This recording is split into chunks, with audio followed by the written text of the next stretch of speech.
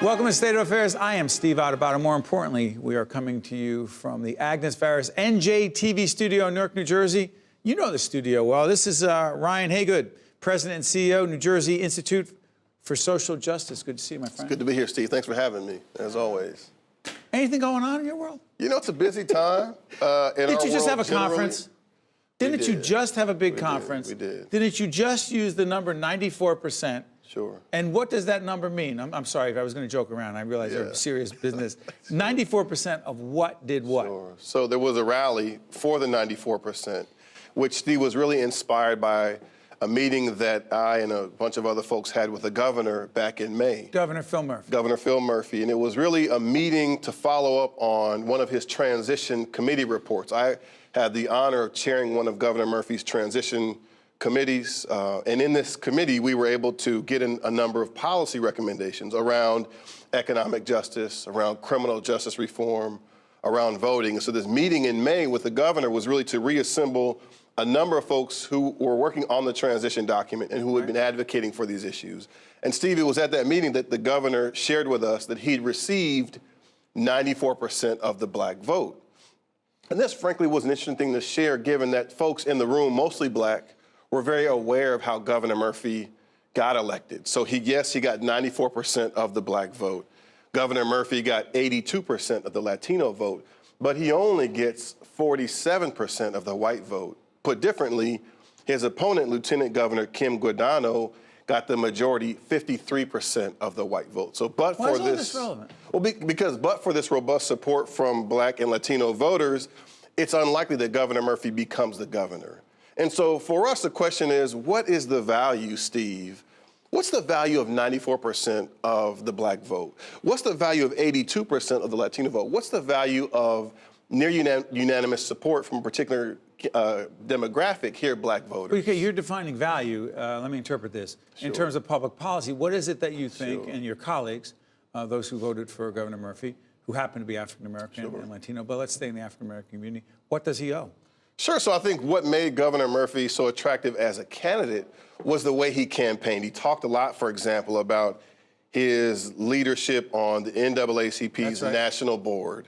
He talked a lot about his heart for social justice issues. He spoke very directly to issues that black folks, Latino folks, people in New Jersey cities were facing around employment, around access to wealth, around criminal justice reform, around building an inclusive democracy in New Jersey. So the truth is, so at that time in May, he wasn't doing particularly well. In that meeting, we asked him in response to his point about getting 94% of the black vote, Governor Murphy, are you reminding us of your popularity among black voters when you say that?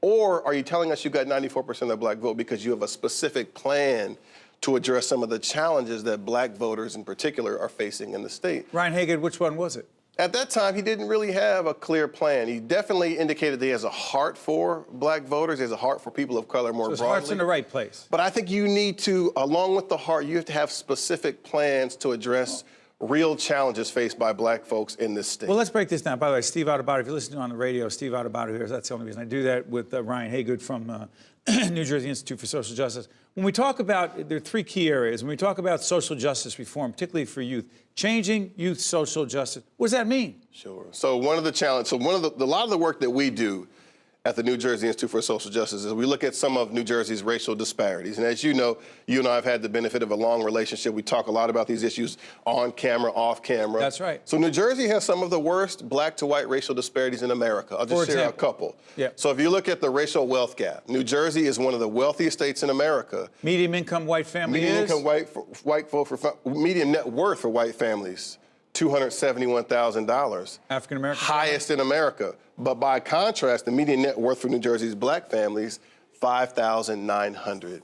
Yes, those numbers are staggering and they bear repeating. So for white families, the median net worth, this is not income, this is what you have when you don't have income, right? So the median net worth for New Jersey's white families is $271,000. This is the highest in America. But by contrast, for Latino families in New Jersey, the median net worth is $7,020. For black families, it's $5,900. How are they living on it? That's the thing. It's very difficult. We have some of the widest racial wealth gaps in America. So the question for us when we're speaking to Governor Murphy is, look, we know you've inherited, this is not a new phenomenon, right?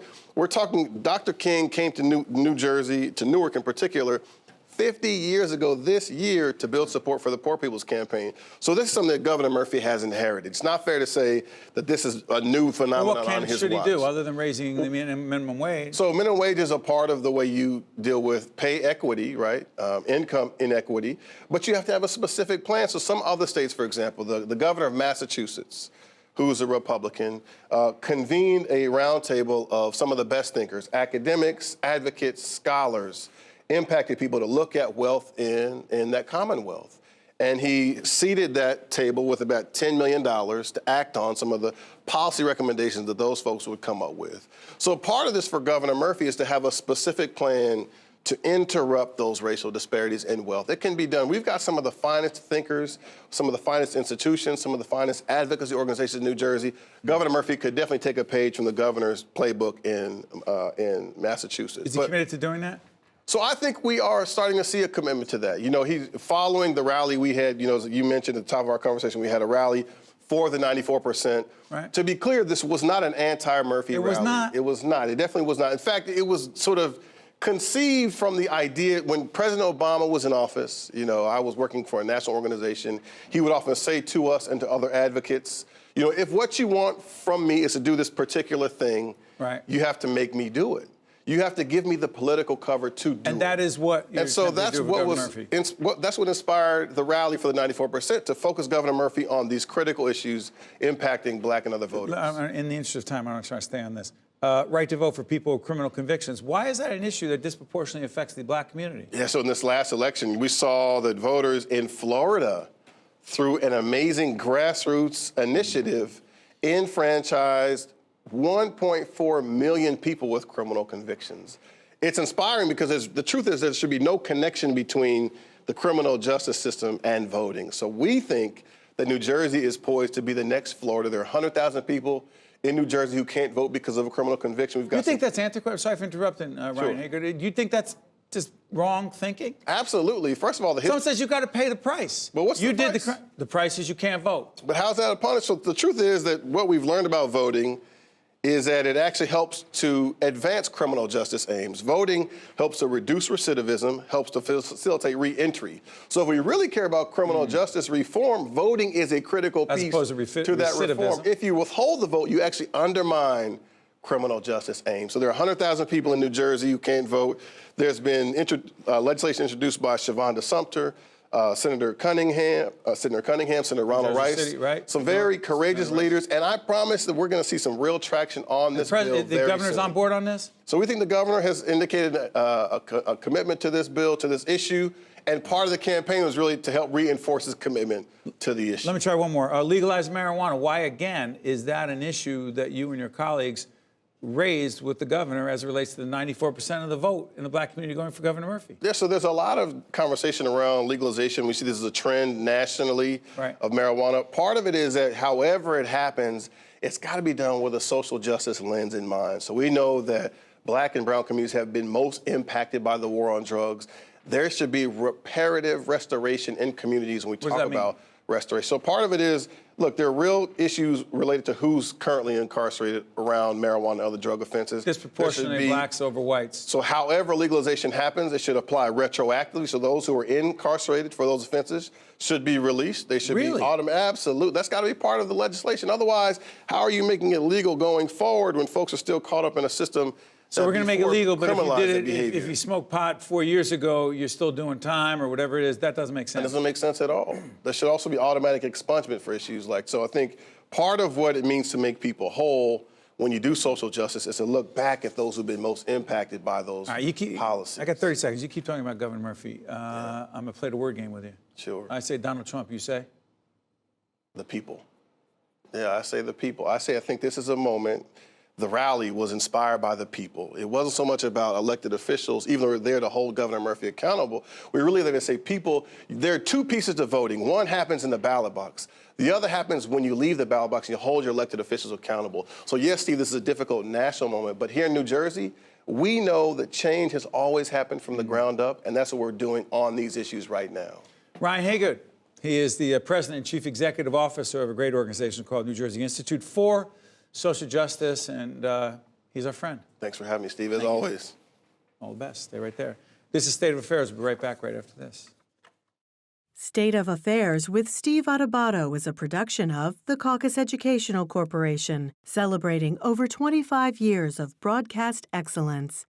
State of Affairs with Steve Adubato is brought to you from the Agnes Veris NJTV studio at 2 Gateway. Funding has been provided by Horizon Blue Cross Blue Shield of New Jersey, United Airlines, Atlantic Health System, New Jersey Resources, Choose New Jersey, the Healthcare Foundation of New Jersey, and by the Northward Center.